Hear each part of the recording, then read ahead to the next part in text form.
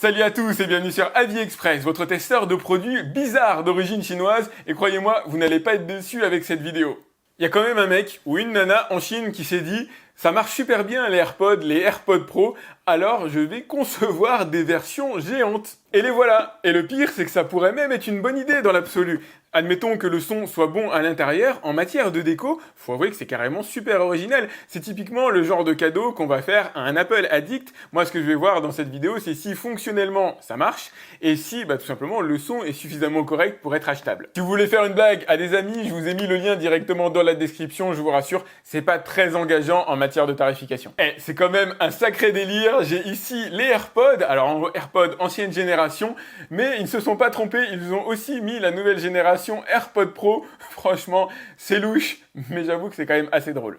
Et niveau design, c'est pas si mal. Je peux pas vous garantir que ça respecte exactement les codes des véritables AirPods. Là, je vous montre voilà la partie ancienne génération, mais ça fait son petit effet, c'est clair. En main, on a vraiment l'impression d'avoir de véritables AirPods, quasiment impossible à différencier, si ce n'est voilà les fonctions que vous allez avoir en bas ici. Il y a un bouton d'allumage évidemment, un port de chargement en micro USB.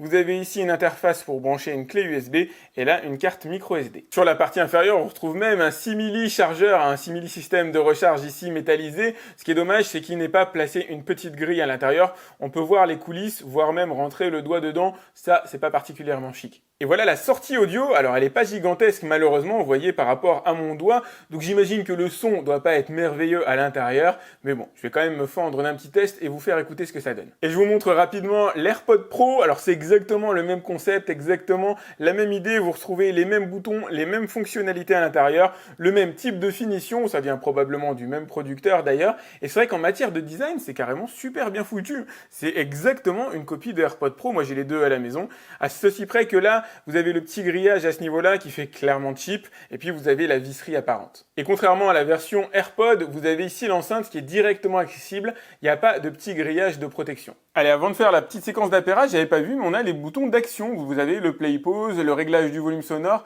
du passage à la piste suivante précédente. Donc, je vais allumer, alors j'allais dire les écouteurs, mais c'est plutôt l'enceinte Bluetooth. Je vais allumer mon téléphone. On va vraiment se faire ça à froid. Hop, paramètres, Bluetooth. Voilà, actualiser en espérant qu'il la détecte rapidement. J'ai un truc MK201. Alors, on va voir si c'est ça. J'imagine que c'est ça, après tout. Oui, ça a l'air d'être bon. Eh ben, c'est parti. Je vous ai mis une petite musique libre de droit, histoire d'écouter ce que ça donne.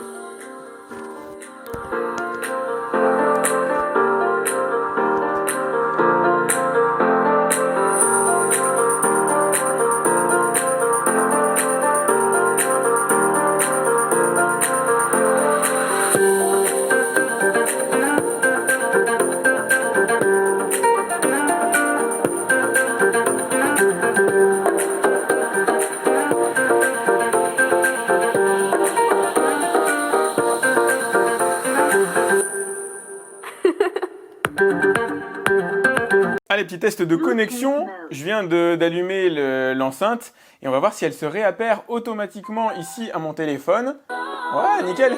Allez, petit débrief quand même sur le méga AirPod Pro. Le son est criard, on n'a pas quelque chose de fantastique. J'ai pas noté trop de distorsion. Alors voilà, ça part pas en vrille. Vous n'avez pas les petites enceintes qui se mettent à faire n'importe quoi. On a quand même un son à l'intérieur assez proche de ce que peut faire un smartphone d'ailleurs. On va dire un smartphone plutôt entrée de gamme d'ailleurs.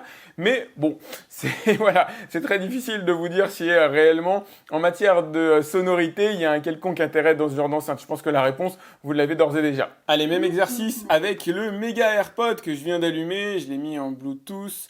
Donc en espérant qu'il soit détecté rapidement aussi, voilà, G2, j'imagine que c'est ça. Voilà, hop, nickel. Alors l'appairage est vraiment super rapide, à ce niveau-là, pas de problème. Et on va se faire le même exercice, cette fois-ci avec les AirPods, même musique.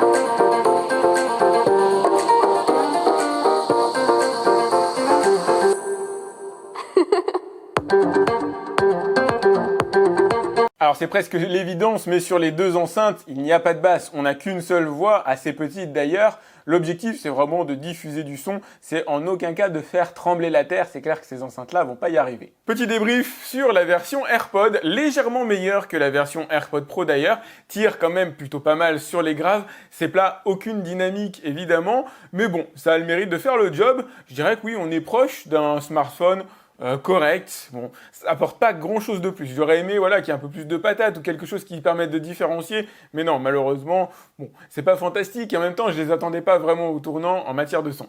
C'est vraiment de l'ordre du cadeau pour faire la blague. Je pense que c'est ça vraiment leur fond de commerce, leur fonction, leur raison d'exister.